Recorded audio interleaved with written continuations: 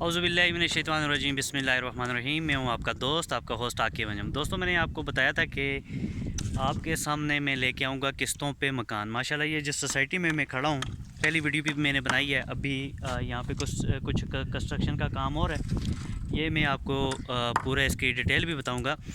5 मरले double storey विलास बना के दे रहे हैं और ये किस्तों पे बना के दे रहे हैं। 10 साल की किस्तें हैं यहाँ पे। 10 साल का जो है इन्होंने पैकेज प्लान रखा हुआ है। 10 साल तक आपने ये किस्तें पे करनी है। जो माहाना इसकी किस्त है वो सिर्फ़ और सिर्फ 15,000 से 25,000 के दरमियान है।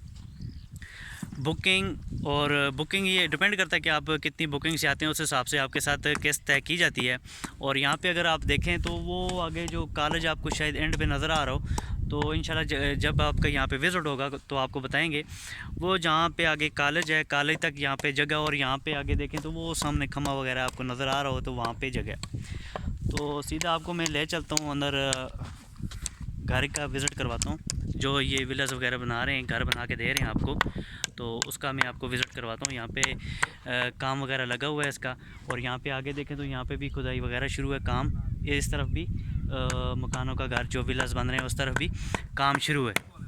तो मैं अभी आपको अंदर से विज़िट करवाता हूँ कि इन्होंने 5 मरले का किस तरह डिज़ाइन करके दे रहे हैं।